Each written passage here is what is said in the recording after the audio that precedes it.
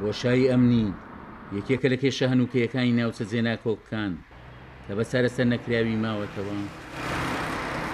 ماوەی چەند ساڵێکە ڕەوشی ئەمنی لە ناوچە جێناکۆکەکان باراستێکی نەرێنیدا ڕۆشتووە. خواستی پێکاتەکانی کەرکووکە کێشەکە لەوە زیاتر دوان نەخرێت.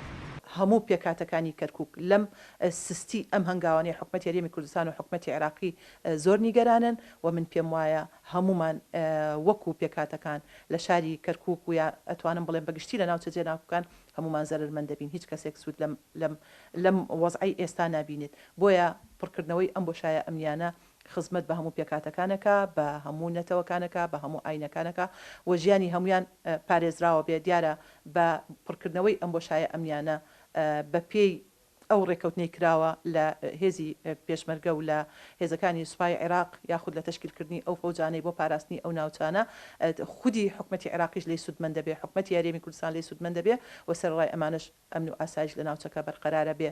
أي خرق أمني في كركوك الضرر الكبير سيقع على المواطن. هەر پێشەلکاریەکی ئەمنی لە کەرکووک ڕووبدات هاوڵاتیان لێ زەرمەند دەبن. پێویستە ئاستی هاوکاری و هەماهنگەکانی نێوان پێشمەرگە و هێزە عێراقیەکان لە کەرکووک گەشەی پێ بدرێت. بە هەموو لایەک دەتوانین ئاسایشێکی باش بۆ کەرکووک دابین بکەین. بە پێچەوانەوە مەرامەکانی داعش سەردەکەون کە دەیانەوێ پەیوەندیە کۆمەڵایەتیەکان بشێوێنن، دواتارە سەر ئەوەیە بە هەماهەنگی کۆنتڕۆڵی جموزۆڵی داعش بکەین بە هەر شێوازێک بێت. وهذه التنظيمات يجب أن يقضى عليها بأي شكل من الأشكال. چاودێرێکی سیاسی پێی وایە ئەرکی هەرێم و بەغدایە بە هەمانگیە و کێشەیە چارەسەر بکەن. وەگەڵ چاودێرە دەڵێت ئەگەر چارەسەر نەکرێت ئایندەی باش نابێت.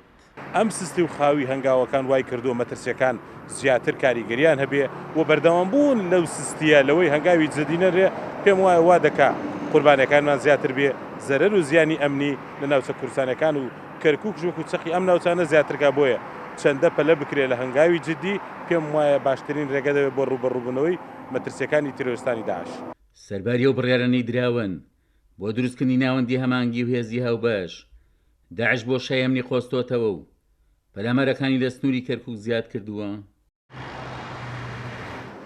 لە نێوان پەرستانی جموزۆڵی داعش و بوونی بۆشای ئەمنی لە ناوچە جێناکۆکەکان چاودێرانی سیاسی بە پێویستی دەزانن هەرێم و بەغداد جددیتر لەسەر کەیسی ئەمنی ناوچە جێناکۆکەکان بێنە سەر هێڵ. عومەر غەریب، کورسات نیوز، کەرکووک.